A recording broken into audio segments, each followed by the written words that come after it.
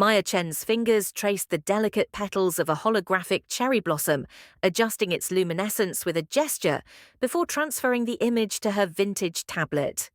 The augmented reality overlay shimmered against her cluttered studio apartment walls, where real plants climbed between shelves of actual paper books, an expensive luxury in 2087. Outside, her grandfather's restored Honda hummed in the charging dock, its solar panels gleaming like beetle wings. The apartment smelled of jasmine tea and acrylic paint, a combination that always steadied her nerves. Maya had learned to paint with traditional media first, before embracing the neural-linked brushes that most artists use now. Her editor at Whimsical Pages Publishing loved that authenticity. Children's books that felt handmade commanded premium prices from parents desperate to disconnect their kids from the omnipresent digital streams.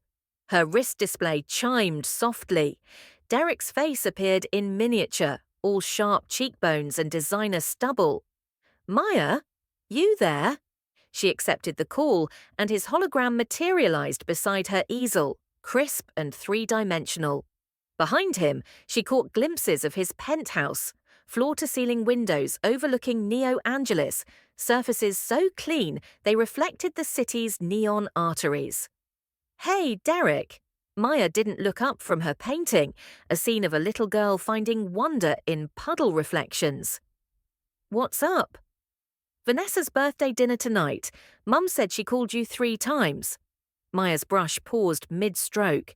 She had ignored those calls, letting them go to her old-fashioned voicemail system. "I'm working on a deadline. Come on, May." Derek's image flickered as he moved, probably pacing. In the background, a woman's voice carried Vanessa, talking to her AI assistant about outfit coordination. "It's one dinner, Aurelius at 8. "Aurelius?" Maya's stomach dropped. 200 credits minimum per person, the kind of place where her vintage dresses and analog accessories would stand out like rust stains on chrome. "Look, I know it's not your scene, but Maya!" Vanessa's voice cut through as she appeared in frame, her hologram so high resolution that Maya could see individual lash extensions. "Girl, please tell me you're coming tonight. I need some authentic energy around all these corporate types Derek's been inviting." The word authentic dripped with condescension. Maya watched Vanessa's perfectly contoured face, noting how her expression never quite matched her words, a side effect of too many neural beauty filters. "I'll think about it," Maya said. "Wear something nice," Derek added, then caught himself. "I mean, you always look nice, just, it's a nice place." After they disconnected, Maya stared at her reflection in the black tablet screen. At 28, she had her mother's delicate bone structure, but her father's stubborn jaw. No neural modifications, no enhancement filters, just the face she'd inherited, marked by paint stains and laugh lines that Vanessa's generation paid good money to smooth away. Her phone buzzed with a text from her mother. "Maya, please come tonight. Vanessa is live streaming to 500,000 followers. Family must look successful." Maya closed her eyes. 500,000 followers. In their parents' generation, that would have meant nothing. Now it translated to influence scores, brand partnerships, and social currency that could open doors her art never would. She opened her closet, a mix of thrifted vintage pieces and handmade items from local designers who couldn't afford neural printing technology. Her fingers stopped on a deep blue dress from 2070, classic lines with subtle embroidery that caught light beautifully. She'd worn it to her first gallery showing last year. It would have to do. Derek Chen stood in his bathroom, watching his reflection optimize itself in the smart mirror. The neural interface behind his left ear pulsed softly, syncing with his appearance algorithms. Jawline sharpened by 2 degrees. Skin texture smoothed to eliminate stress lines. Eyes brightness enhanced to suggest alertness and success.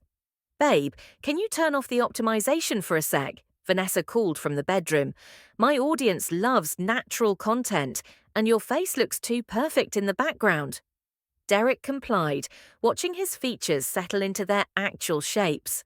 He looked tired. The Nakamura merger had kept him at the office until 3 a.m. for the past week. At 32, he was the youngest senior partner at Aldrich and Associates, though that had more to do with sleeping with the senior partner's daughter than his legal skills. Not that he'd ever admit that, even to himself. "You ready?" Vanessa appeared in the mirror beside him, and Derek's breath caught. Even without filters, she was stunning. Genetic lottery winner with bone structure that photographed beautifully from every angle.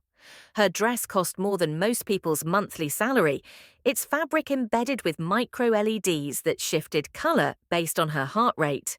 "You look incredible." He turned to kiss her, but she tilted her cheek toward him instead. "Lipstick," she explained, then activated her recording mode. "Hey, beautiful humans, getting ready for a special family dinner tonight. Derek's being so sweet, aren't you, baby?" Derek smiled on cue, the expression feeling hollow. In the corner of his vision, viewer counts climbed. 12,000, 15,000, 18,000.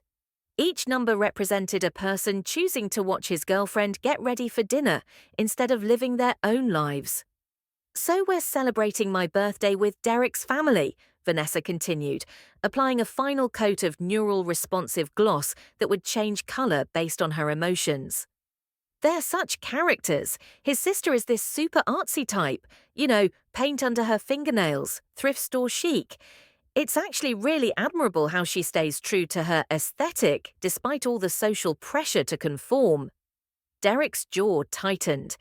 That wasn't admiration in Vanessa's voice. It was the tone she used when discussing her authentic living content series, where she'd visit poor neighborhoods and comment on how inspiring it was to see people making do with so little. "Maya's talented," he said carefully. "She's illustrating for that new children's series that's been trending on the education networks." "Oh, totally. I'm sure she'll find her audience eventually." Vanessa's smile never wavered, but Derek caught the micro-expression that flickered across her face, pity mixed with dismissal. "Anyway, should be a fun night. The restaurant has amazing lighting for content creation." Derek nodded, but his stomach was already knotting. He loved his sister, but family dinners had become minefields since he and Vanessa got engaged. Maya's refusal to embrace the neural enhancement culture that dominated their generation created constant friction. Their parents, caught between old world values and new world pressures, never knew which side to take. "Maybe go easy on the live streaming tonight," Derek suggested as they headed toward the door. "Maya's pretty private about that stuff." Vanessa paused, her hand on the biometric scanner. "Babe, this is literally my job. Your family needs to understand that my platform isn't just about me. It's about sharing authentic experiences with people who need inspiration." "I know, Besides," she continued, stepping into the hallway, "exposure could be good for Maya's career. She keeps doing things the hard way when she could be building an audience. I could even feature her in my local artist series if she's interested." Derek followed her toward the elevator, saying nothing. He remembered when Maya had first started painting, really painting, not just manipulating digital assets like everyone else their age. She'd been 15, using actual brushes and paint she'd saved up to buy. Their parents had been mystified but supportive, until they realized she intended to make a career of it. "Art doesn't pay the bills," their father had said. "Be practical, Maya. Get your neural enhancements, study something useful." But Maya had refused every enhancement, every shortcut, every compromise that might have made her path easier. Derek both admired and resented her for it, admired her conviction, resented her ability to choose principles over success. The elevator descended toward the parking garage, where Vanessa's custom Tesla waited. Its neural-linked autopilot had already calculated the optimal route to Aurelius, accounting for traffic patterns and the best lighting conditions for arrival photos. "She'll come around eventually," Vanessa said, checking her appearance in the car's mirror-tinted windows. "Everyone does." Derek hoped she was wrong. Helen Chen's hands moved in practiced rhythm, folding wontons with the muscle memory of 40 years. The kitchen of Golden Dragon's flagship location hummed around her, servers calling out orders, the sizzle of woks, the constant chime of delivery drones arriving and departing. But her mind was on tonight's dinner, and the careful balance she'd have to maintain between her children's different worlds. "Robert," she called to her husband, who was reviewing inventory reports on his tablet. "You talked to Maya today." Robert Chen looked up, his weathered face creased with worry. At 63, he was one of the few restaurant owners in Chinatown who still insisted on using human cooks instead of automated systems. It cost more, but their customers could taste the difference. "She said she might not come," he said in Mandarin, too busy with her painting. Helen's lips pressed into a thin line. She loved her daughter's artistic spirit, but Maya's refusal to embrace practical success worried her constantly. In their generation, immigrants had fought for every opportunity, every advantage. Maya had been born with privileges they'd never dreamed of, yet she chose the hardest path possible. "Derek's fiancé will be live streaming," Helen said, switching to English as their head chef approached with questions. "500,000 people watching. Maya comes in paint clothes. What they think of our family?" Robert sighed. They'd had this conversation a dozen times since Derek announced his engagement to Vanessa Aldrich. The girl was beautiful, successful, from a prominent family, everything they'd hoped their son would achieve. But her constant need to broadcast their private moments made Helen uncomfortable in ways she struggled to articulate. "Maya is successful too," Robert said quietly. "Her books sell well. She makes honest living." "Honest living doesn't buy respect," Helen replied, then immediately felt guilty for the words. She was proud of Maya's work. The illustrations were beautiful, and the stories touched something in children that neural-enhanced entertainment couldn't reach. But in a world where social influence translated directly to opportunities, Maya's insistence on privacy felt like self-sabotage. Her phone chimed with a notification from Vanessa's feed. "Getting ready for family dinner. Can't wait to see everyone basque blessed daste family authenticity." Helen showed the screen to Robert, who frowned at the comments already appearing below. "Who is family?" one viewer asked. "Derek's parents own restaurants, so cute," Vanessa had replied, "and his sister is an artist, like with actual paint, so authentic." "Authentic," Helen repeated, the word feeling strange in her mouth. When had their daughter's way of life become a performance category? The restaurant's AI system chimed, indicating peak dinner rush was approaching. Helen washed her hands and straightened her apron, pushing down her anxiety. Tonight, their family would be displayed to hundreds of thousands of strangers, reduced to content for people whose names they'd never know. She just hoped Maya would be careful. Aurelius occupied the top 3 floors of the Meridian Tower, its windows offering panoramic views of Neo Angelis's glittering sprawl. Maya stood in the street-level entrance, watching holographic fish swim through the air between translucent columns. The hostess, a young woman whose neural modifications gave her violet eyes and silver hair, scanned Maya with barely concealed disdain. "Name?" "Maya Chen. I'm meeting the Aldrich party." The hostess consulted her display, eyebrows rising slightly. "Of course, they're in the Aurora room, 3rd floor." Maya followed the gravity lift upward, her vintage heels clicking against the glass floor. Around her, other diners floated past in their own transparent capsules, some recording their ascent for their feeds. She deliberately left her own recording devices at home, a decision that now felt naive. The Aurora room blazed with bioluminescent panels that responded to sound and movement, creating an ever-shifting canvas of light. Maya spotted her family immediately, her parents sitting stiffly in their best clothes, Derek checking his phone, and Vanessa holding court at the head of their circular table, her dress pulsing with soft golden light as she gestured animatedly to her recording drone. "There she is," Vanessa's voice carried across the room. "Maya, you look gorgeous, girl. Very vintage chic." Maya forced a smile and made her way over, accepting hugs from her parents and an awkward side embrace from Derek. Vanessa air-kissed her cheeks, careful not to disturb her makeup. "I love this dress," Vanessa continued, her recording drone capturing the interaction. "Where did you find it?" "Consignment shop in Little Tokyo," Maya replied, sliding into her chair. "Consignment. See, this is what I love about Maya. She finds beauty in forgotten things. That's real artistry, don't you think?" Vanessa addressed this last part to her audience, and Maya realized with growing horror that they were already live. The viewer count in the corner of Vanessa's display climbed steadily. 34,000, 38,000, 42,000. "So, Maya," Vanessa continued, "tell everyone about your latest project, the children's book thing." Maya's throat felt dry. "I'm illustrating a series about a girl who sees magic in everyday objects. It's called Wonder Finder." "That's so sweet." Vanessa's enthusiasm felt performative, pitched for maximum engagement.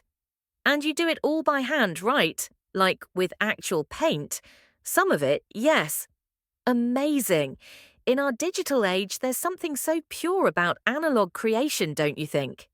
Vanessa turned back to her drone camera. "Maya is basically keeping old art forms alive. It's like historical preservation, but for creativity." Maya felt her face flush. Historical preservation, as if her work belonged in a museum instead of bookstores. Derek cleared his throat. "Maya's books are actually really popular. The Wonder Finder series is trending on several education platforms." "That's fantastic," Vanessa said, but Maya caught the micro pause before her response, the slight calculation as she decided how to frame this information for her audience. "See, authenticity always finds its market eventually. Maya's proved you don't need neural enhancement to create something meaningful." The implication hung in the air, that Maya's success was admirable precisely because it was achieved despite her limitations, not because of her talents. Their server approached, a young man whose neural modifications let him interface directly with the restaurant's ordering system. His eyes briefly flashed blue as he accessed their table's preferences and dietary restrictions. "Good evening, I'm Marcus, and I'll be coordinating your dining experience tonight. Shall I start you with our molecular gastronomy tasting menu?" Maya glanced at the prices floating beside each item and felt her stomach sink. The cheapest entree cost more than she spent on groceries in a month. "Actually," she said carefully, "could I see the individual items?" "I'll just have the seared salmon." Vanessa's recording drone swiveled toward Maya, and she realized her mistake. The salmon was still expensive by normal standards, but it was the cheapest protein on the menu, a fact that would be obvious to anyone who bothered to look. "Oh, honey," Vanessa said, her voice dropping to a stage whisper that the drone would definitely pick up. "Are you sure you can afford that? I know artists struggle with money management. It's totally fine if you need to order something lighter. We're all family here." The words hit Maya like ice water. Around the table, her parents stiffened, Derek's jaw tightened, and 47,000 strangers watched her humiliation unfold in real time. Maya met Vanessa's gaze directly. "The salmon will be fine, thank you." But the damage was done. In the corner of her vision, she could see comments beginning to flood Vanessa's feed. Laughing emojis, all poor thing responses, and worse. Her face burned as she realized that her financial struggles were now entertainment for people she'd never meet. The server took their orders with professional discretion, but Maya caught the sympathetic look he shot her way. Even he understood what had just happened. "So," Vanessa continued brightly, "Derek tells me you're still living above that bookstore in Little Tokyo. That must be so inspiring for your work, being surrounded by all those stories." Maya nodded, not trusting herself to speak. The studio apartment that she'd loved for its cozy authenticity now felt shabby and small when broadcast to Vanessa's audience. I've been thinking, Vanessa continued, maybe I could feature you in my local artist series. Show people how real creativity happens. You know, my followers would love to see your process. That's thoughtful of you, Maya managed, but I prefer to keep my work private. Vanessa's perfectly sculpted eyebrows rose slightly. Private? But Maya, that's exactly why your career has been so challenging. In today's economy, artists need to build personal brands. You can't just create in a vacuum anymore. Maya felt something cold settle in her chest. Some of us believe art should speak for itself. Of course it should, but nobody can hear it if you don't amplify the message. Vanessa's tone remained sweet, but Maya could see the calculation behind her eyes. This exchange was content, a teachable moment for her audience about the importance of self-promotion. The comments were getting brutal now. Girl needs to get with the program, and vintage is cute but bills don't pay themselves, and Derek seems embarrassed. Maya glanced at her brother, hoping for support, but Derek was studying his wineglass with intense concentration. Their parents sat silent, caught between their daughter's principles and their future daughter-in-law's very public judgment. "Excuse me," Maya said, standing carefully. "I need to powder my nose." She walked toward the restroom with measured steps, refusing to let the drone capture her retreat. But she could feel 50,000 eyes on her back, reducing her to a cautionary tale about the dangers of refusing to adapt. In the bathroom, mercifully private, with signal dampeners that prevented recording, Maya stared at her reflection in the smart mirror.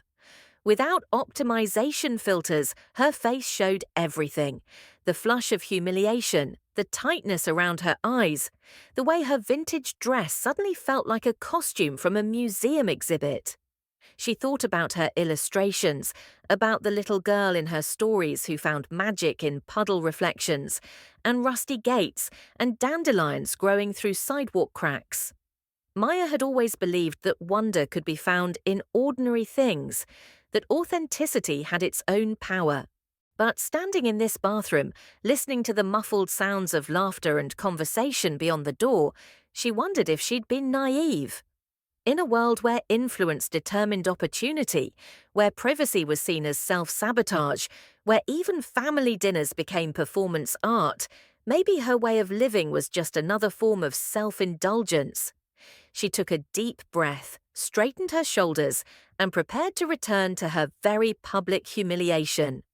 But as she reached for the door handle, she heard voices in the hallway outside, familiar voices that made her freeze. "I'm just worried about the wedding photos, you know?" Vanessa's voice, pitched low but still carrying. "My followers expect a certain aesthetic. Maybe Maya could help with setup instead of being in the actual ceremony. She's so good with hands-on stuff." "That might be better," Derek's voice replied. "Less complicated." Maya's hand stayed frozen on the door handle as her world shifted around her. Not just excluded from dinner conversations and social media success, excluded from her own brother's wedding party, reduced to hired help, useful for her manual skills, but too embarrassing for public display. She closed her eyes, feeling something fundamental break inside her chest. But with it came something else. A cold, sharp clarity that cut through all her previous self-doubt. They thought she was weak. They thought she was naive. They thought her principles made her powerless. They had no idea what she was capable of. Maya opened her eyes and looked at her reflection again. Same face, same vintage dress, same authentic self she'd always been.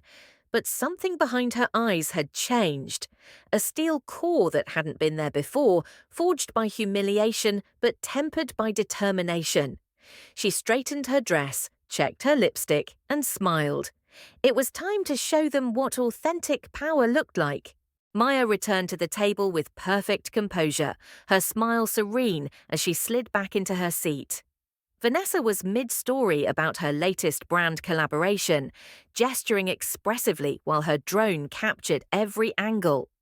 So I told them authenticity can't be manufactured, and they totally got it. Sometimes you have to educate brands about real influence versus just follow accounts, you know?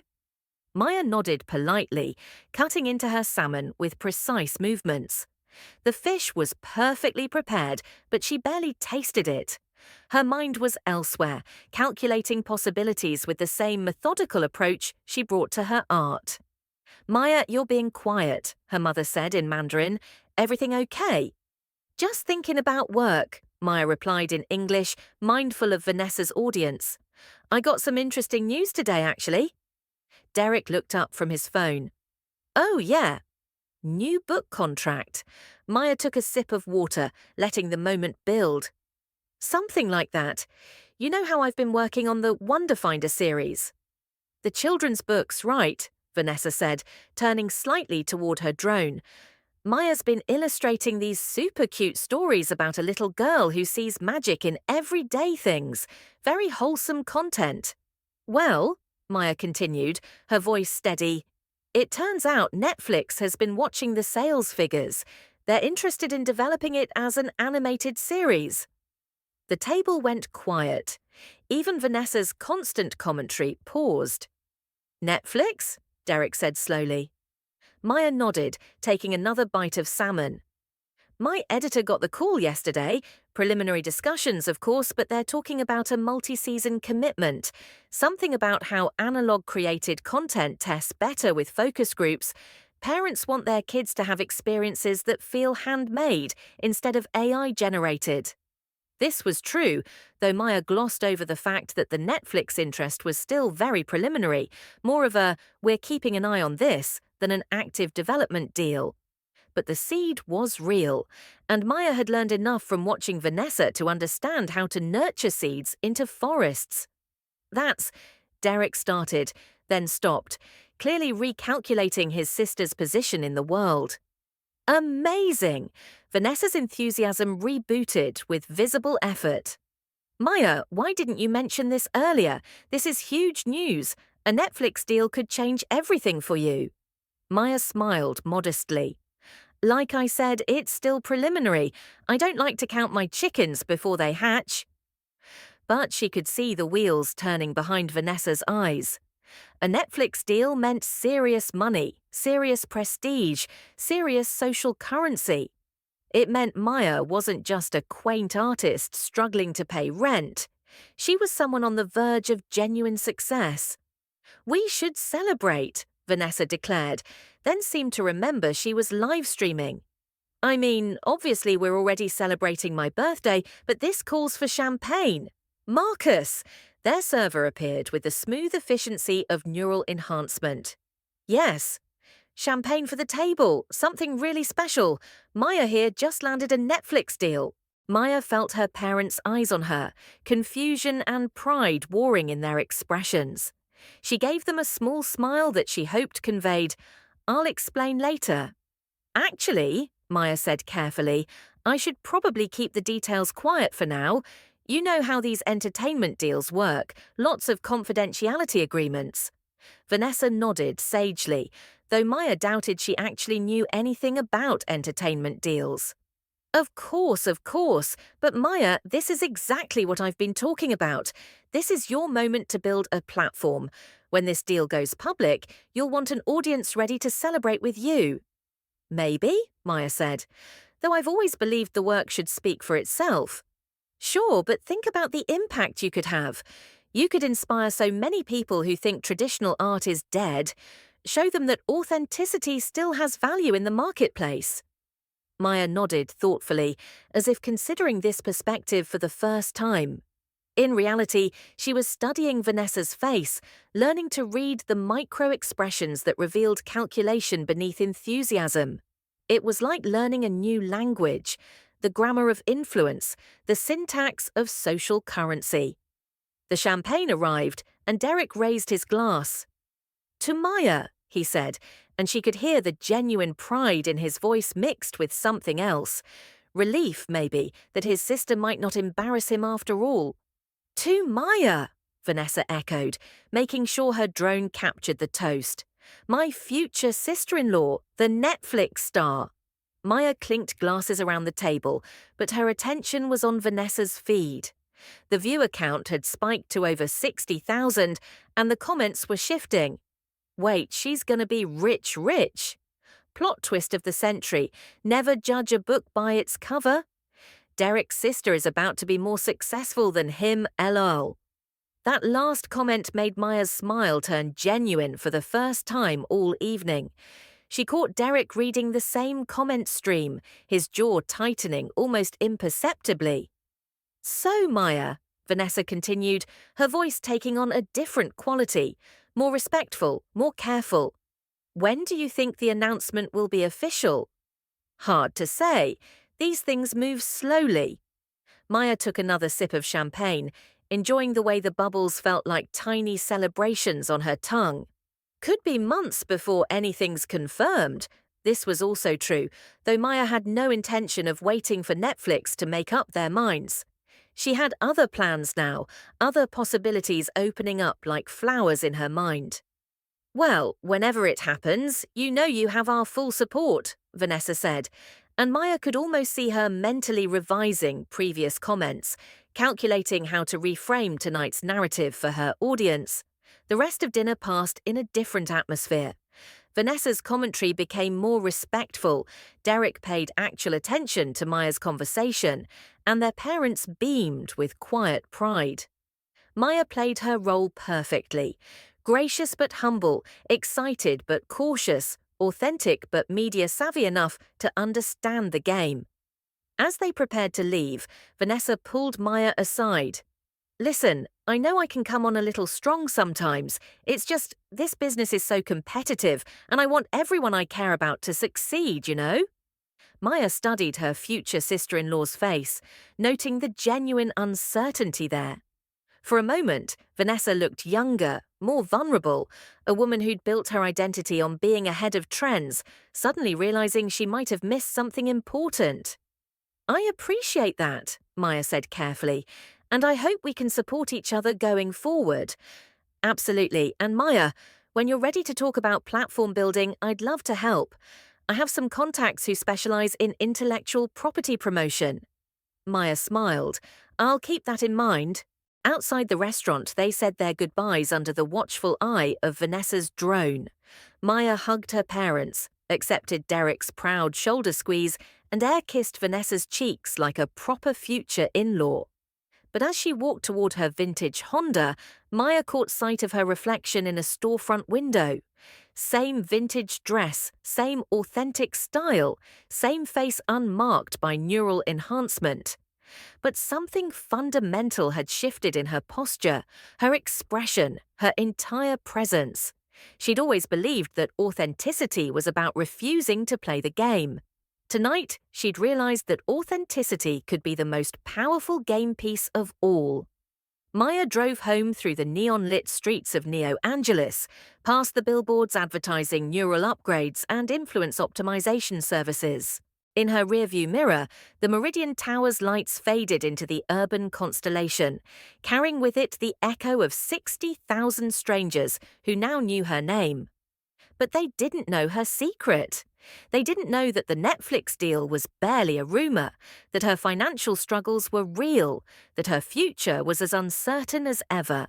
They only knew what she'd chosen to reveal, carefully crafted truth served at exactly the right moment. Maya pulled into her apartment's charging dock and sat for a moment in the quiet darkness. Above her, the lights of her studio apartment glowed warm and welcoming. Tomorrow she would return to her easel, her paints, her stories about finding magic in ordinary things. But tonight had taught her something new about magic.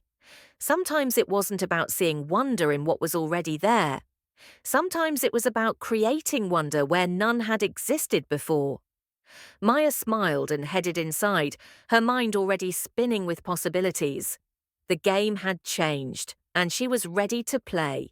2 weeks after Vanessa's birthday dinner, Maya was knee-deep in watercolors when her vintage phone rang, the kind with actual sound waves instead of neural implants. She'd been painting a sequence where her Wonder Finder protagonist discovered constellations in spilled coffee grounds, but the ringing pulled her back to reality. The caller ID showed a number she didn't recognize, with a corporate designation, Morrison Publishing House. Maya's heart stuttered. Morrison Publishing was the entertainment giant that had absorbed Disney's children's division in the 2080s.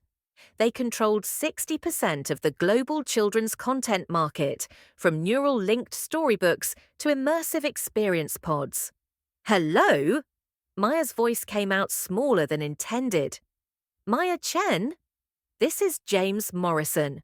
The voice was warm, professional, with an edge that suggested he was used to people recognizing his name. I hope I'm not interrupting your work. Maya looked at her paint-stained hands, her cluttered apartment, her analog life suddenly feeling very small. Not at all. How can I help you? I'd like to meet with you if you're available. I've been following your work and I think we might have some mutual interest to discuss. Maya's brain scrambled to process this. James Morrison, heir to the Morrison Empire, whose neural biographical profile she'd studied in business school before dropping out to pursue art. 30 years old, Harvard-educated, rumoured to be worth more than most small countries. What kind of interests? She managed. A pause, then. The kind that are better discussed in person. Are you free for coffee tomorrow? I know a place in Little Tokyo that makes excellent matcha. Maya almost laughed. Of course he knew about her neighbourhood. Morrison Publishing probably had behavioural analysts who could map her daily routines from public camera feeds. Okay, she said. What time? 2 o'clock? Zen Garden Cafe on First Street? I know it. Maya had painted there dozens of times, finding inspiration in the way steam curled from ceramic cups. Maya? His voice shifted, becoming less corporate. I saw the live stream from your family dinner.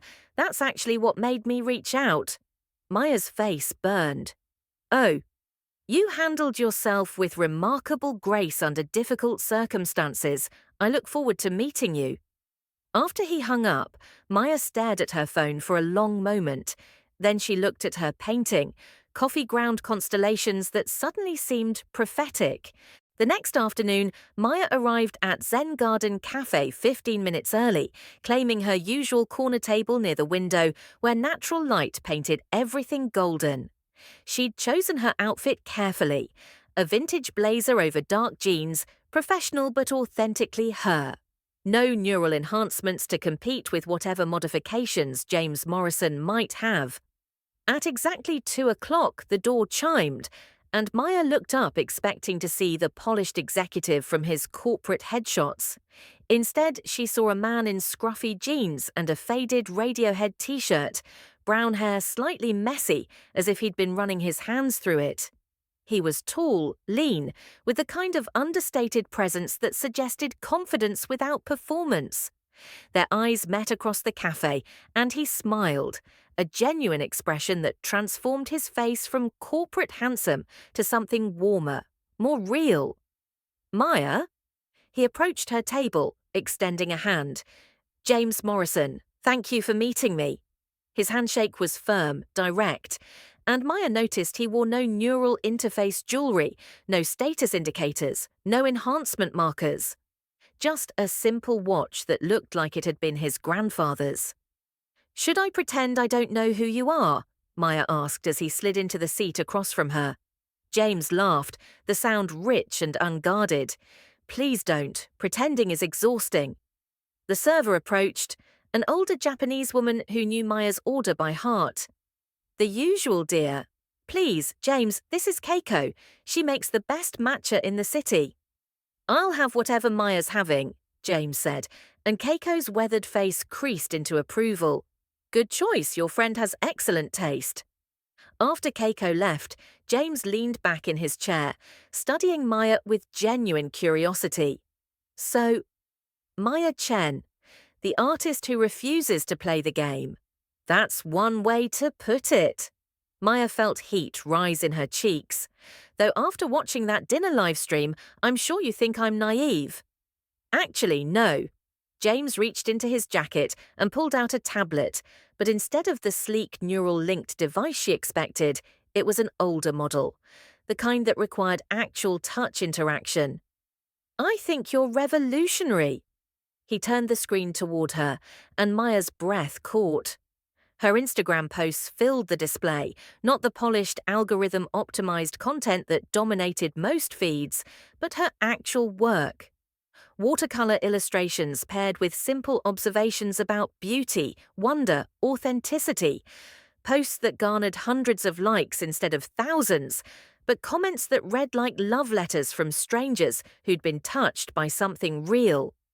"I spent half the night after that dinner video going through your portfolio," James continued. "Your work reminds me why I got into publishing in the first place.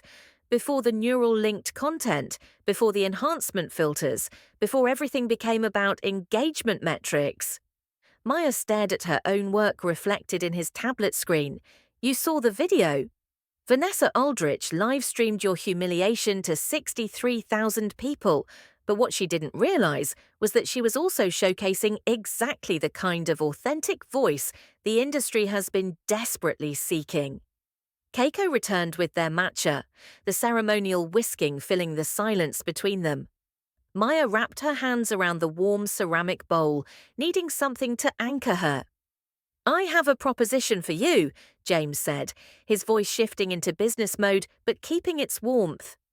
"Morrison Publishing wants to offer you an exclusive contract for a children's series.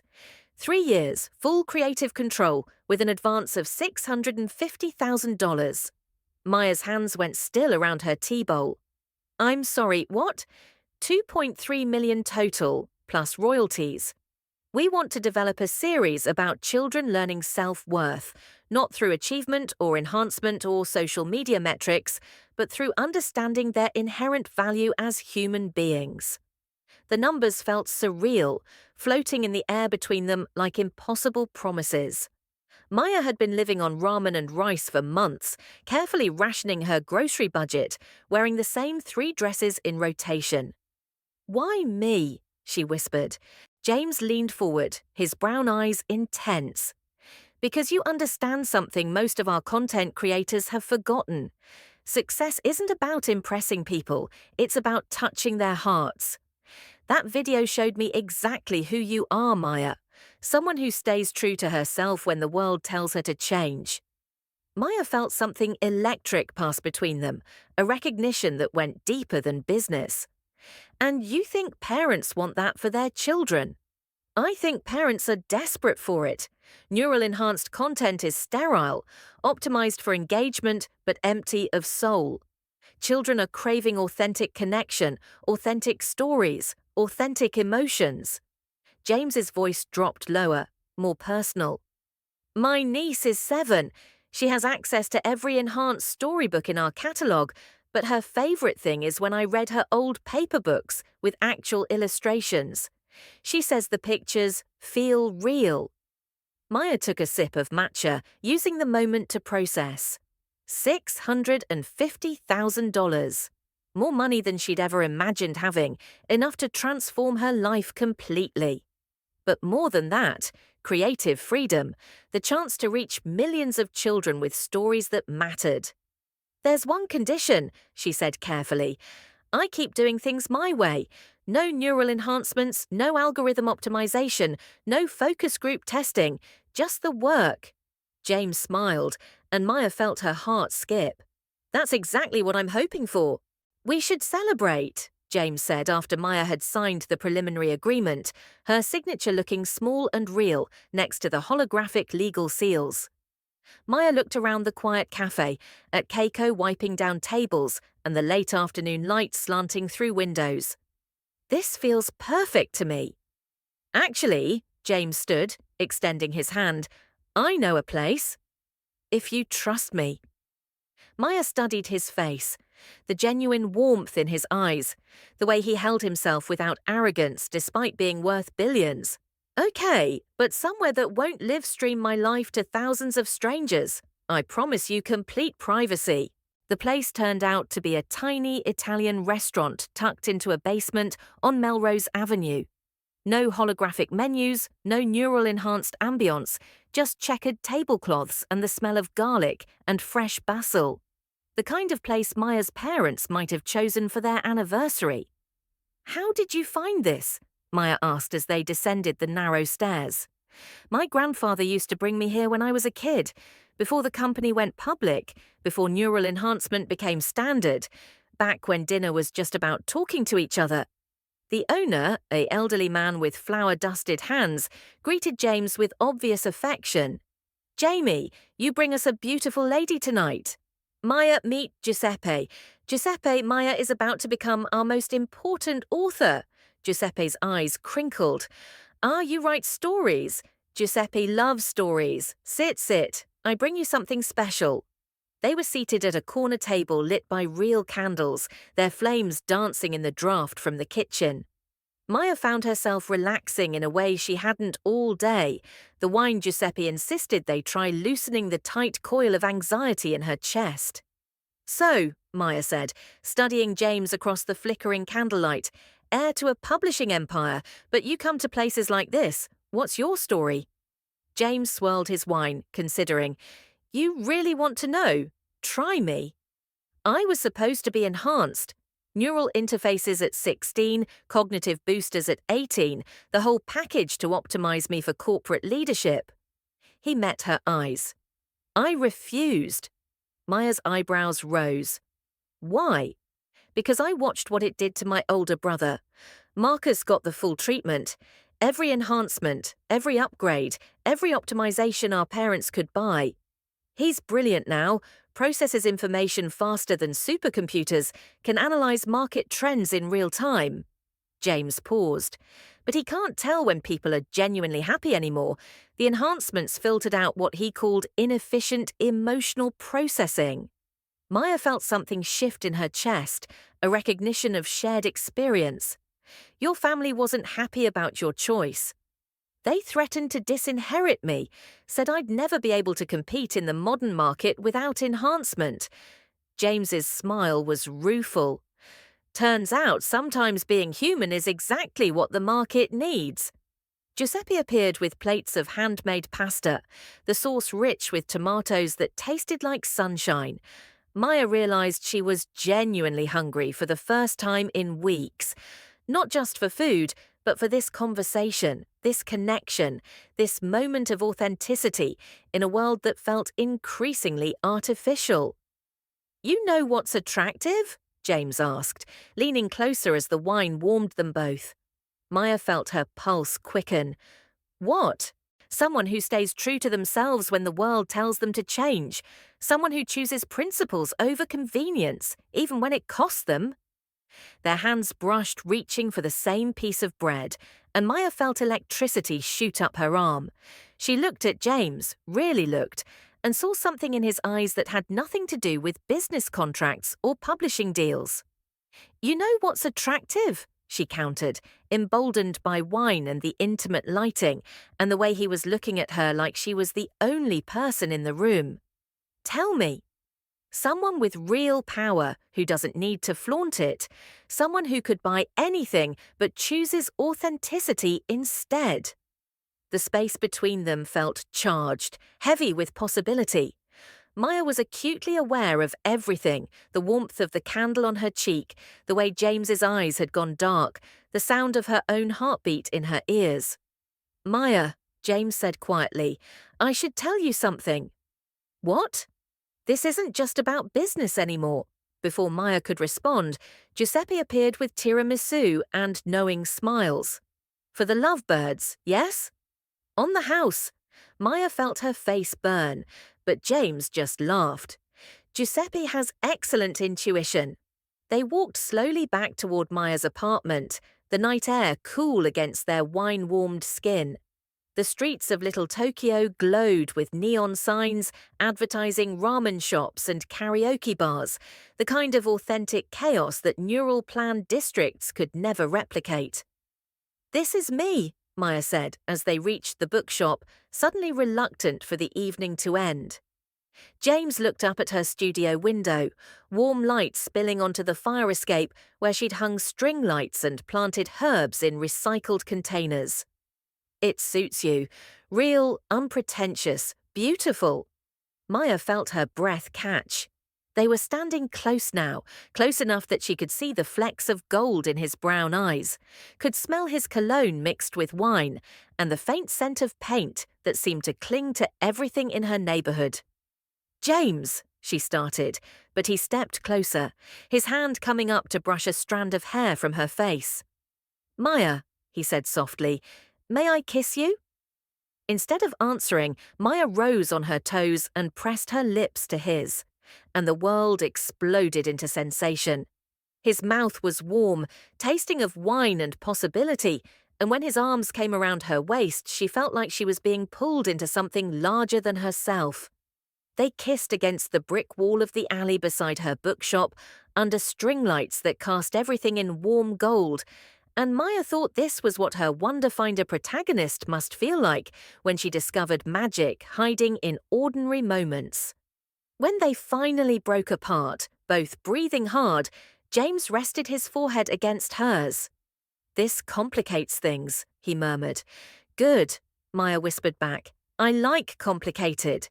Over the following weeks, Maya and James fell into a rhythm of stolen moments and careful secrecy. Maya continued living her modest life, banking most of her advance while working on preliminary sketches for the new series. To the outside world, nothing had changed, but privately, she was discovering a side of herself she'd never known existed. Their first official date was at James's family cabin in the mountains, a place, he promised, where no cameras could reach and no social media existed. Maya had expected rustic luxury, but instead found a simple wooden structure with a stone fireplace and windows that looked out over pristine forest. "My grandfather built this himself," James explained as he carried their bags inside, "back when Morrison Publishing was just him and a manual printing press in his garage." Maya explored the cabin's single room, noting the absence of any neural interface technology, any enhancement ports, any connection to the digital world that dominated their daily lives. Just books, hundreds of physical books lining handmade shelves. "No Wi-Fi?" she asked. "Not even cellular service? This place exists in analog time." Maya felt something in her chest relax that she hadn't realized was tense. For the first time in months, she wasn't carrying the weight of others' expectations, wasn't performing authenticity for an audience she couldn't see. That night, they built a fire and cooked dinner together, simple pasta with vegetables from the cabin's garden. Maya watched James move around the small kitchen, noting how different he seemed away from the business world. More relaxed, more himself. "Tell me something nobody else knows about you," Maya said as they sat by the fire, wine glasses in hand. James considered this, firelight playing across his features. "I write poetry. Terrible, embarrassing poetry that would destroy my corporate reputation if anyone found out." Maya laughed. "That's not terrible. That's beautiful." "Your turn." Maya stared into the fire, thinking. "Sometimes I paint portraits of my family from memory, trying to capture who they really are underneath all the performance. I've never shown them to anyone." "What do you see when you paint them?" "Fear," Maya said quietly. "Derek's afraid he's not smart enough without his enhancements. My parents are afraid they failed to give us the tools for success. Vanessa's afraid that without her followers, she doesn't exist at all." James reached for her hand, his fingers warm and real in the firelight. "What do you see when you look in the mirror?" Maya met his eyes. "I'm still figuring that out." Later, they walked down to the lake, where moonlight turned the water into liquid silver. The air smelled of pine and possibility, and Maya felt more herself than she had in years. "Maya," James said, stopping at the water's edge.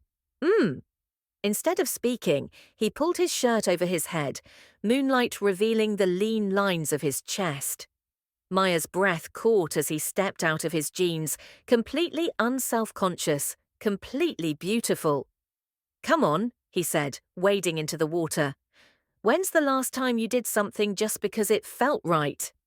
Maya hesitated for a moment, then began unbuttoning her shirt. The night air was cool against her skin, but James's eyes were warm as she waded in to meet him. The water was shockingly cold, but his arms were warm as they came around her, and when he kissed her this time it tasted like starlight and freedom. They made love in the shallow water, then again by the dying fire, Maya's body coming alive under James's hands in ways she'd never experienced.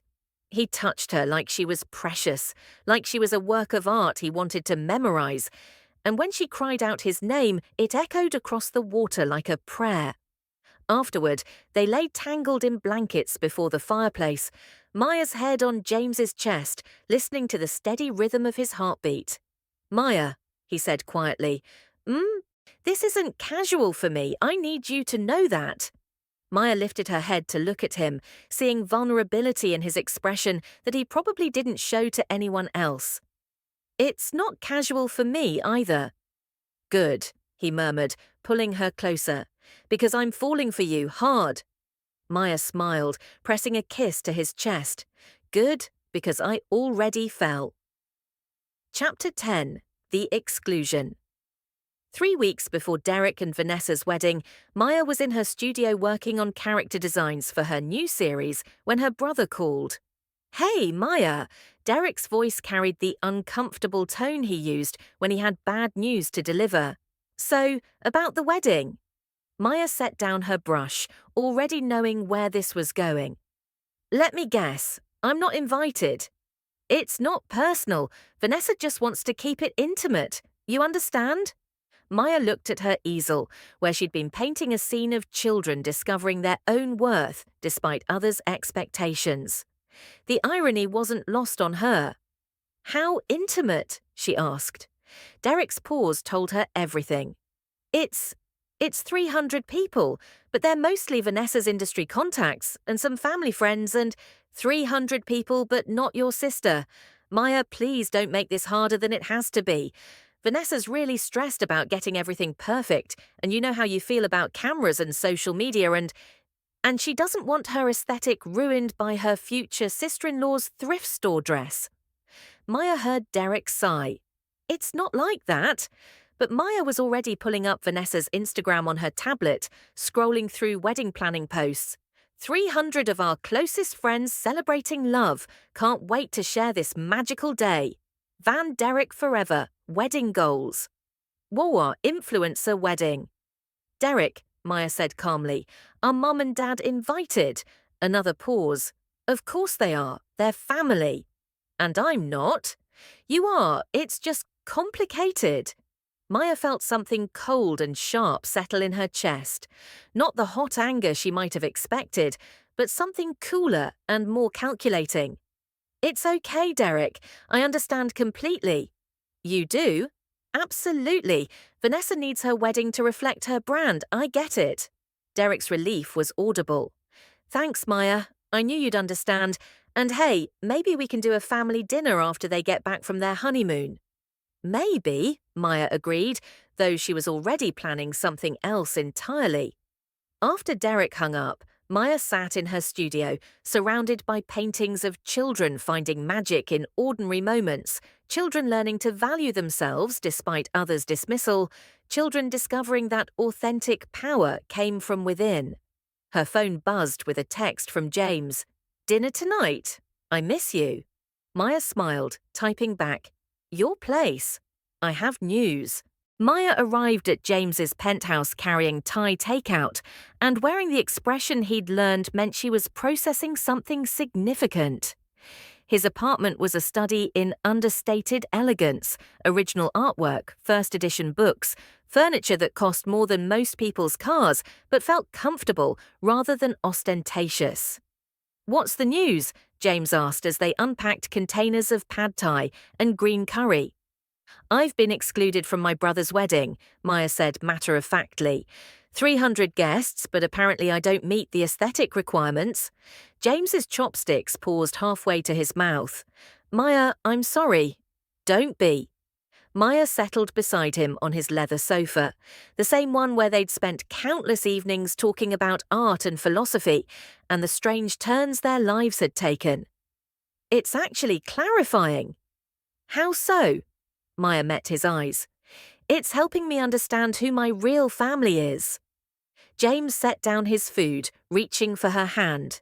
Maya, I love you, she said simply. I know it's fast, I know it's complicated, but I love you, James Morrison. Not your money, not your influence, not your company. You. James's face went soft with an emotion Maya was learning to recognize. The look he got when she surprised him with her directness, her refusal to play games, even when games might be safer. I love you too, he said quietly, more than I've ever loved anyone.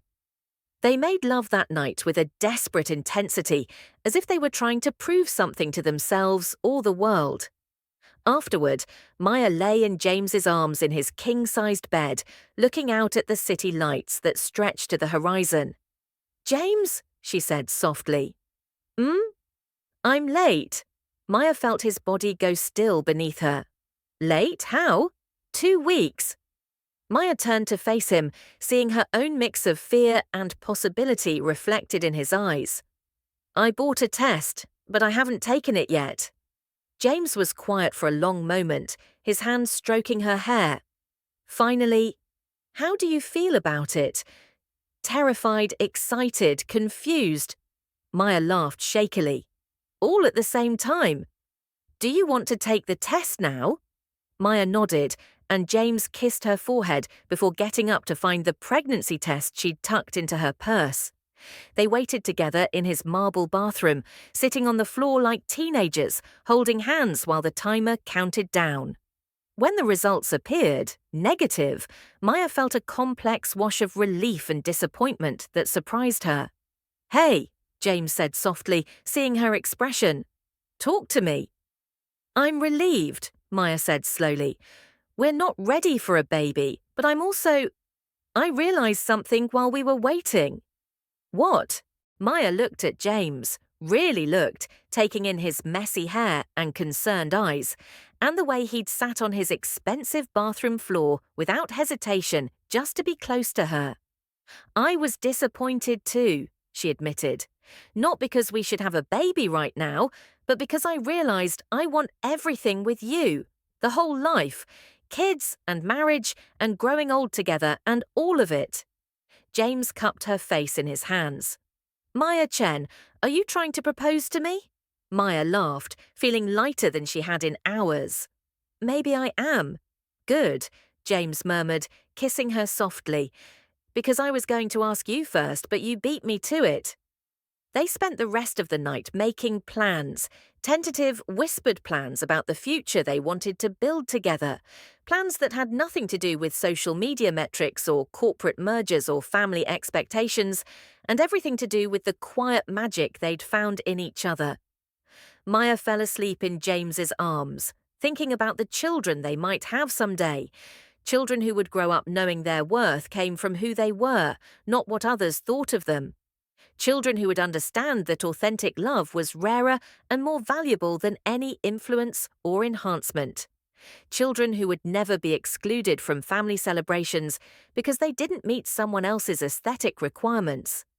In the morning, Maya would begin planning her own kind of wedding gift for Derek and Vanessa, something that would show them exactly what authentic success looked like. But tonight, she simply held on to the man she loved and let herself imagine a future built on truth instead of performance, on substance instead of spectacle, on the kind of love that didn't need an audience to validate its worth. 2 months after Derek and Vanessa's wedding, which Maya had watched from her studio apartment through carefully curated Instagram stories, the Chen family gathered again at Golden Dragon. The private dining room felt different now, charged with unspoken tensions that the restaurant's holographic koi fish couldn't soften. Maya arrived precisely on time, carrying a small wrapped gift for Derek's 33rd birthday. Derek looked older than his years, the neural enhancements around his temples seeming to pulse with stress indicators. His designer suit hung slightly loose, as if he'd lost weight, and Maya noticed the way his eyes kept darting to his phone. Checking stock prices, she realized, or maybe bank balances. Maya! Helen Chen rose from her chair, embracing her daughter with the kind of fierce hug that suggested she'd been worried. You look well, different. Maya did look different. Her skin glowed with the health that came from regular meals and reduced stress. Her vintage dress, a 1960s Chanel she'd found at an estate sale, fit perfectly, tailored by the best seamstress in Little Tokyo.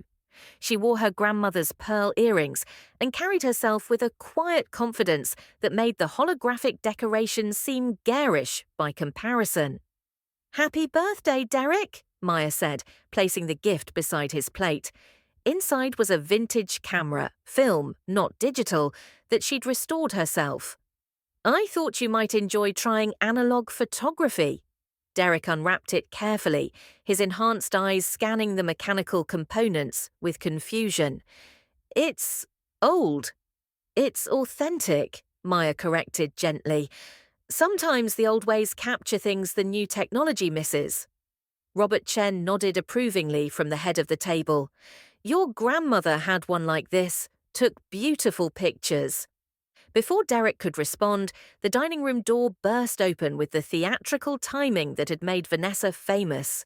She swept in wearing a dress that cost more than most people's monthly rent, its fabric embedded with micro-LEDs that shifted color based on her biosignals. But Maya noticed the subtle signs that others would miss. The slightly desperate edge to her smile, the way her eyes immediately scanned the room for the best lighting angles, the tremor in her hands that suggested too much caffeine or neural stimulation. "Sorry I'm late, everyone," Vanessa announced, already activating her recording drone. "Traffic was insane and I had to stop by the studio for a quick collab meeting." Maya had researched Vanessa's recent business ventures. 3 failed product launches in 2 months, each one hemorrhaging money faster than her social media team could spin the losses. Her follower count had dropped to 340,000, still impressive by normal standards, but devastating for someone whose entire identity was built on influence metrics. "Vanessa," Helen said carefully, "how lovely to see you." "Mrs. Chen, you look amazing. That color is so flattering on you." Vanessa's compliment was perfectly pitched for her audience, but Maya caught the micro-expression that flickered across her face. Calculation masked as warmth. The viewer count climbed steadily as Vanessa set up her optimal recording angle.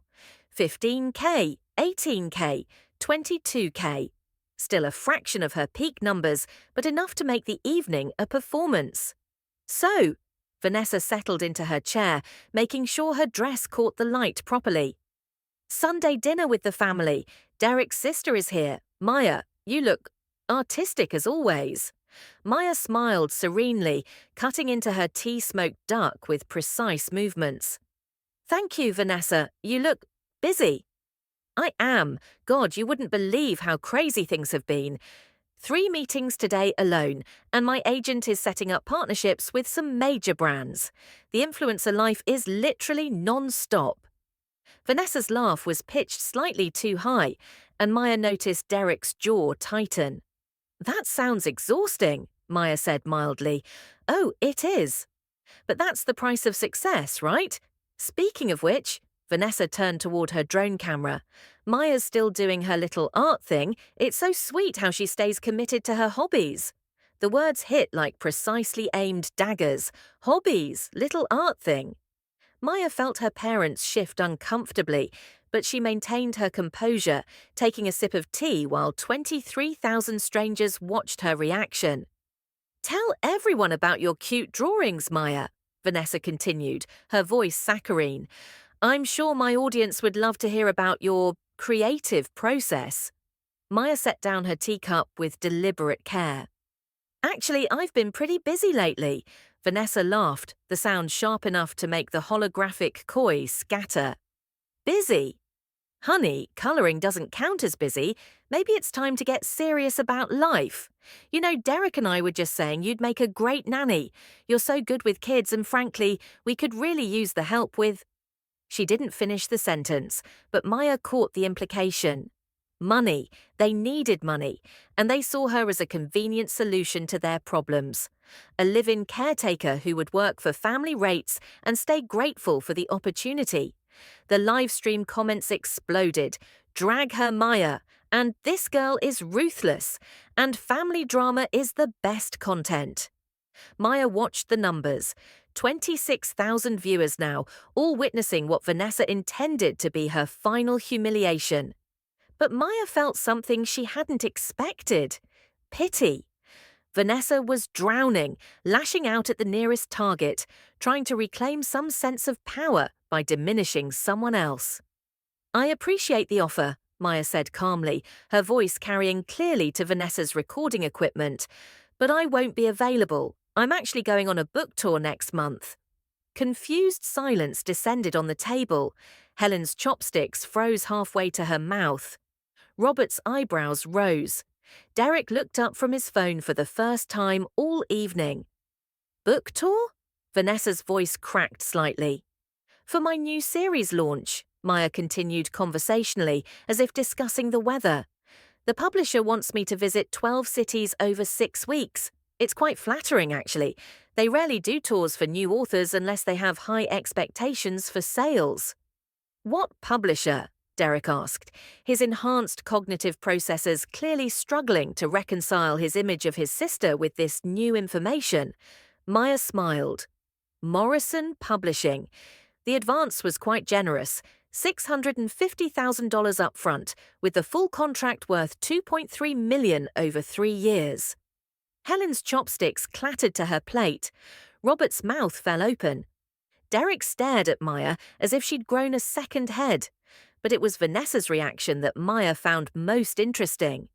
Her face cycled through a fascinating array of expressions: confusion, disbelief, recognition, and finally something that looked like terror as she realized what this meant for her carefully constructed narrative. The live stream was in chaos. Comments flooded in faster than the display could show them. Plot twist. And Maya's been playing the long game. And Derek's sister just became the rich one. Morrison Publishing. Vanessa's voice was barely a whisper. As in, Morrison Publishing. Maya nodded. James Morrison has been incredibly supportive of my work. He believes there's a real market for authentic storytelling in children's literature. James Morrison, Vanessa repeated, and Maya could practically see the gears turning in her enhanced mind. Morrison Publishing was one of the most powerful media companies in the world. James Morrison was worth more than some small countries.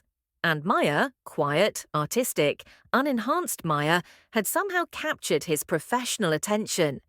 Is he... Derek started, then stopped, clearly unsure how to finish the question. Maya's phone chimed with a text. She glanced at it and smiled. Actually, he should be here any minute. He wanted to meet my family properly. James Morrison arrived at Golden Dragon like a man who owned the world but didn't need to flaunt it.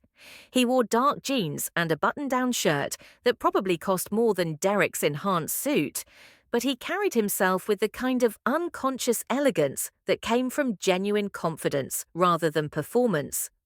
Maya watched him through the restaurant's holographic entrance display, noting how the staff straightened automatically in his presence. Not from fear, but from the kind of respect reserved for people who wielded power responsibly. He moved through the dining room with purpose, his eyes scanning the space until they found her. "Sorry I'm late, beautiful," James said, crossing to Maya's chair and kissing her thoroughly without regard for the watching cameras or shocked family members. When they broke apart, he kept one hand on her shoulder, a gesture that was both possessive and protective. The board meeting ran longer than expected. Maya felt warmth spread through her chest, not just from the kiss, but from the way James had claimed her in front of everyone, making their relationship undeniably clear. The silence around the table was deafening. Vanessa's recording drone hovered awkwardly, capturing every moment of her stunned expression. The viewer count was climbing rapidly. 35K, 40K, 45K. Word was spreading that something significant was happening. "Everyone," Maya said, her voice steady despite the electricity she felt from James's touch. "I'd like you to meet James Morrison. James, this is my family." James extended his hand to Robert first, a gesture of respect that wasn't lost on Maya's father. "Mr. Chen, it's an honor to meet you. Maya talks about your restaurant constantly. She says it's where she learned that authenticity is the most important ingredient in any recipe." Robert Chen, who had built his empire on genuine hospitality and honest cooking, smiled for the first time all evening. "Welcome to Golden Dragon.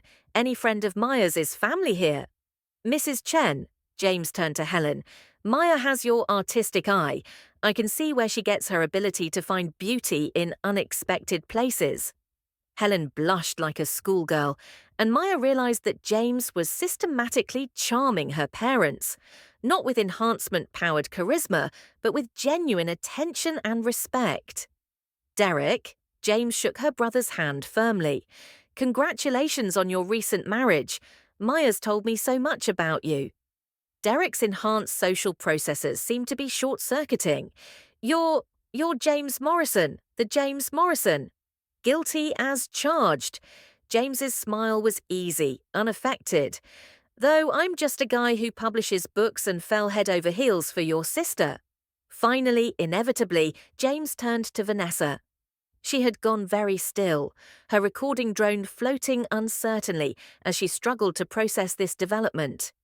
"You must be Vanessa," James said, extending his hand with diplomatic politeness. "I feel like I know you already."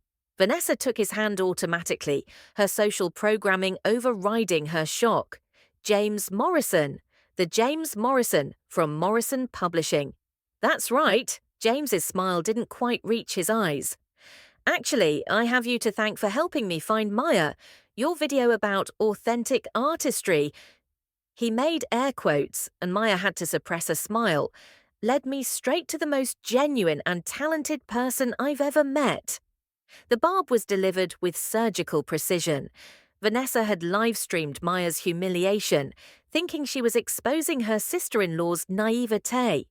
Instead, she had inadvertently showcased exactly the kind of authentic voice that commanded serious money in the entertainment industry. I'm so glad I could help," Vanessa managed, her influencer training kicking in even as her world crumbled around her. James took the seat beside Maya, his presence transforming the entire dynamic of the table. Suddenly, the holographic koi and LED table settings looked gaudy instead of elegant. The neural enhancement ports that Derek and Vanessa wore seemed like obvious affectations. The recording drone that had been capturing content became an intrusion on genuine family interaction. "So," James said, accepting a cup of tea from the server, "Maya tells me this is Derek's birthday celebration. Happy birthday, Derek. 33 is a good year. That's when I took over my first division at Morrison." Derek's face went slightly pale. At 33, James Morrison had been running a multi-billion-dollar media division. At 33, Derek was struggling to keep his enhanced investment algorithms profitable. "Maya's been showing me some preliminary illustrations for our new series," James continued conversationally. "The emotional depth she achieves with traditional media is extraordinary. We've had neural artists try to replicate her style, but it always comes out sterile. There's something about analog creation that touches the human heart in ways that enhancement can't replicate." Maya felt James's hand find hers under the table, his fingers intertwining with hers, in a gesture that was both romantic and supportive. She squeezed back, grateful for his presence but also aware that she didn't need it. She had found her own power, and James was simply helping her display it. "The market research has been fascinating," James continued, clearly enjoying himself. "Parents are desperate for authentic content for their children. They're willing to pay premium prices for books that feel genuinely human rather than algorithmically optimized. Vanessa's recording drone was capturing everything, but Maya could see the confusion in her future sister-in-law's face. This wasn't the narrative Vanessa had planned. She had intended to humiliate Maya in front of thousands of viewers, but instead she had documented the moment when Maya revealed herself to be more successful, more connected, and more genuinely powerful than anyone at the table. The comments on Vanessa's feed were brutal. Vanessa just got schooled by her Sil, and plot armor is real, and Maya playing 4D chess while Vanessa playing checkers. I should probably mention, James said, his tone casual but his timing perfect, that Maya will be doing a signing at the Morrison Publishing headquarters next month. It's going to be quite an event. We're expecting several thousand attendees. Several thousand, Helen repeated, pride evident in her voice. Maya has developed quite a following among educators and parents who value authentic storytelling. Her Instagram posts about finding beauty in ordinary moments have been shared millions of times across educational networks. Maya had no idea her work had that kind of reach. James must have been tracking metrics she didn't even know existed. But the revelation landed like a bombshell at the table. Maya, who barely used social media, had somehow achieved the kind of authentic influence that Vanessa had been desperately chasing with her manufactured content. Millions? Derek asked quietly. Organic shares, James clarified. No paid promotion, no algorithmic boosting, just people connecting with genuine emotion and passing it along because it touched them. The table fell silent except for the gentle hum of the restaurant's atmospheric processors. Maya looked around at her family, her parents glowing with pride, Derek struggling to process this new reality, and Vanessa staring at her recording device as if it had betrayed her. Maya realized that this was her moment. Not to gloat or humiliate, but to set boundaries. To claim her space in the family hierarchy, to show them who she really was. I want to thank you all, Maya said, her voice carrying clearly to Vanessa's recording equipment, for helping me understand what I was worth. Every dismissive comment, every suggestion that I get a real job, every time you made me feel small, it all taught me to value myself properly. She looked directly at Vanessa's camera. For anyone watching who's been told their dreams are impractical, or their authenticity is naive, or their refusal to enhance themselves makes them weak, I want you to know that staying true to yourself isn't just noble. Sometimes it's profitable too. James squeezed her hand, his eyes bright with admiration and something deeper. Maya realized that he wasn't just proud of her success, he was proud of her courage. The family dinner ended with awkward hugs and promises to stay in touch that everyone knew were hollow. Maya watched Derek and Vanessa leave together, but she noticed they didn't touch, didn't look at each other, didn't seem like a couple celebrating a birthday, so much as two people trapped in an arrangement that no longer served either of them. Maya and James walked out into the warm Neo-Angeles evening, the neon signs of Chinatown reflecting off his car's polished surface. But instead of getting in immediately, James pulled Maya into the shadow of a vintage lamppost, pressing her against the brick wall with the same intensity he'd shown at their first kiss.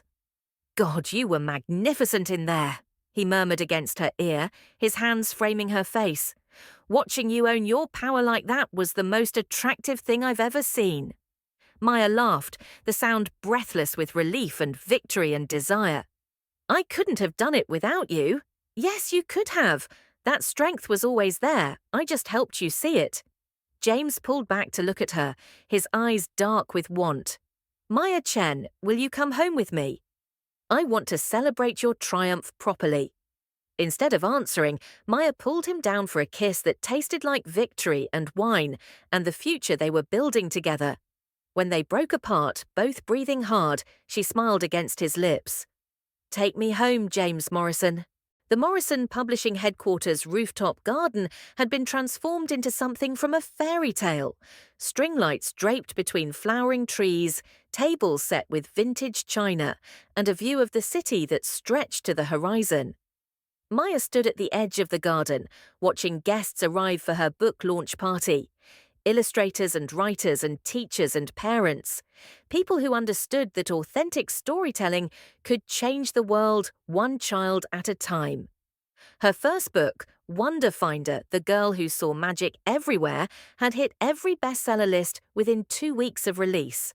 The reviews had been extraordinary, with critics praising the way her analog illustrations seemed to glow with warmth that neural art couldn't replicate. But more importantly, children loved it.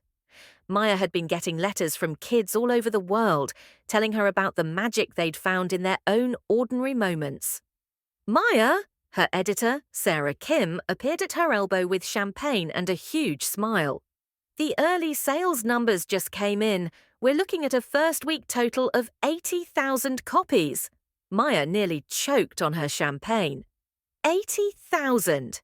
80,000. James was right. There was a hunger for authentic content that nobody was feeding. You've tapped into something extraordinary. Across the garden, Maya spotted her parents talking animatedly with James's grandfather, the three of them bonding over stories of building businesses from nothing.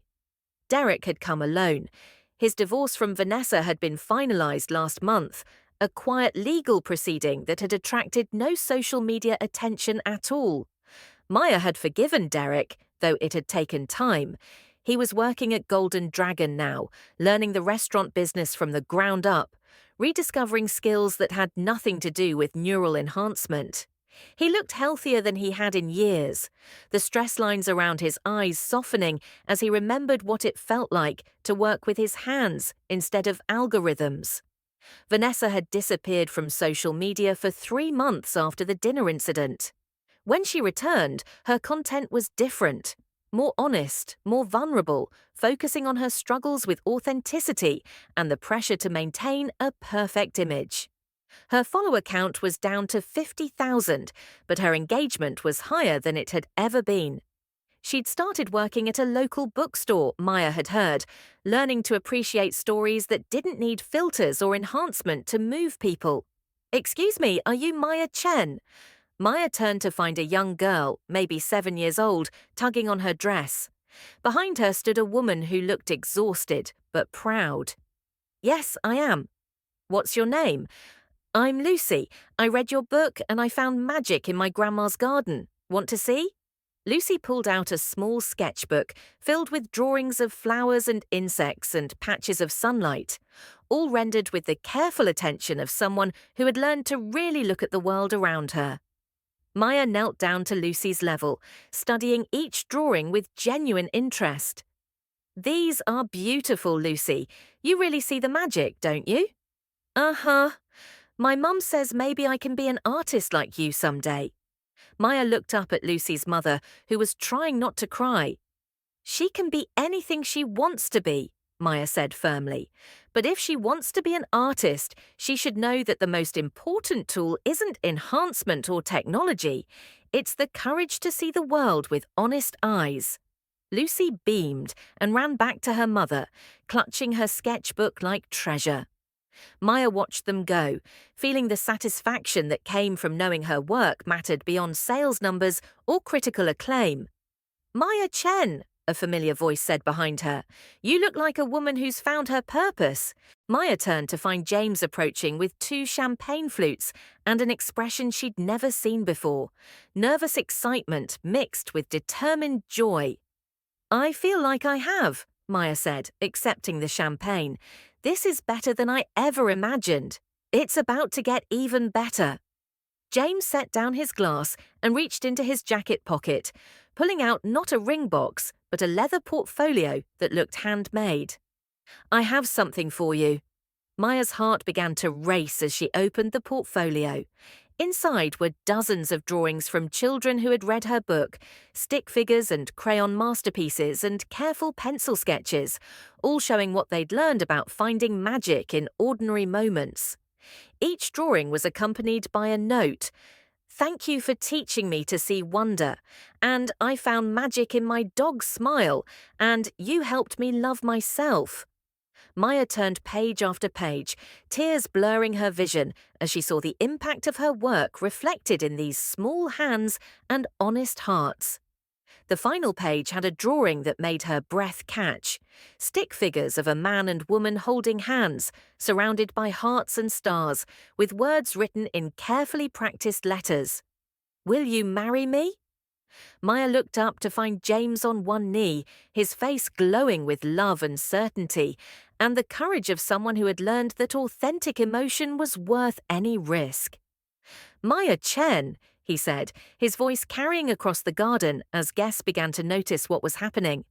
"You taught me that the best stories aren't about impressing people. They're about touching hearts. You've touched mine every day since I met you." He pulled out a ring, not the massive enhancement-linked devices that were popular now, but a simple solitaire that caught the string lights like captured starlight. "Will you marry me?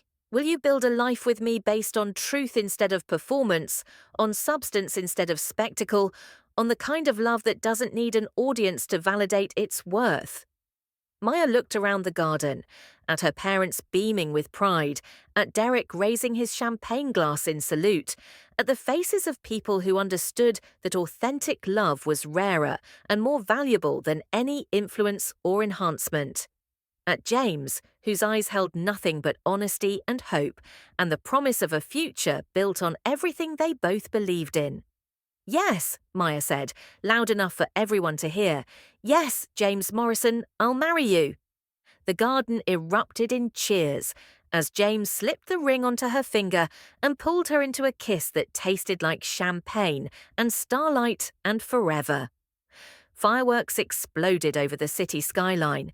James had planned everything, even the timing, and Maya realized this was what her Wonder Finder protagonist must feel like in every story. Someone who had discovered that the most extraordinary magic was often hiding in the most ordinary moments. Epilogue, 1 year later. Maya Morrison, she'd taken James's name, finding poetry in the idea of becoming part of his publishing legacy, stood in the converted bookshop that served as their home office, watching her husband work at his standing desk while she painted at her easel. The space smelled of coffee and acrylic paint, and the leather bindings of first edition books, a combination that never failed to make her smile. Outside their window, the little Tokyo neighborhood hummed with life, street vendors and artists and families living authentic lives without need for enhancement or performance. Maya had insisted they stay in her old neighborhood, buying and renovating the entire building that housed whimsical pages. The bookshop occupied the ground floor, their offices were on the second, and their private apartment filled the third, complete with a rooftop garden where Maya grew herbs and vegetables with her own hands. Wonder Finder, the boy who heard music in silence, had debuted at #1 on the New York Times bestseller list. Maya's series was being translated into 47 languages, adapted into an animated series that she executive produced, and taught in schools across the globe as an antidote to the enhancement culture that dominated children's entertainment.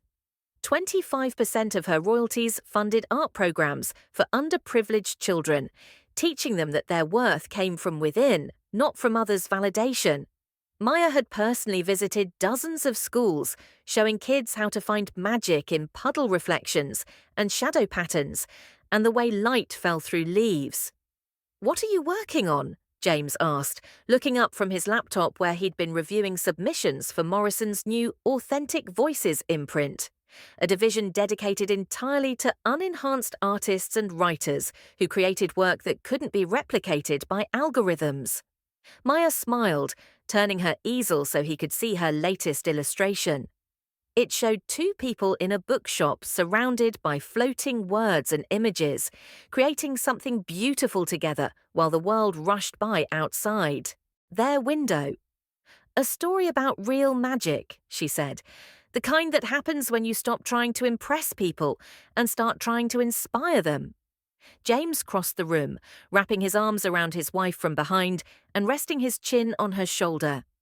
Maya leaned back against his chest, feeling the solid warmth of him, breathing in the scent that she'd come to associate with home and safety and unconditional love. "I love you, Maya Morrison," he murmured against her ear. "I love you too, James Morrison. Thank you for seeing me before I learned to see myself." Outside their window, the neon signs of Neo Angeles painted the streets in rainbow colors, but Maya no longer needed to look for magic in the distance. She'd learned that the most powerful magic was often the quietest, the magic of authentic connection, genuine love, and the courage to be exactly who you were meant to be. She picked up her brush and continued painting, adding details to the story of two people who had found each other by refusing to be anyone other than themselves. In a world obsessed with enhancement and performance and artificial perfection, they had discovered that the most extraordinary magic was simply being real. And as the city sparkled beyond their window like a constellation of dreams, Maya Chen Morrison painted her truth onto canvas, knowing that somewhere, someone would see her work and remember that authenticity wasn't just noble.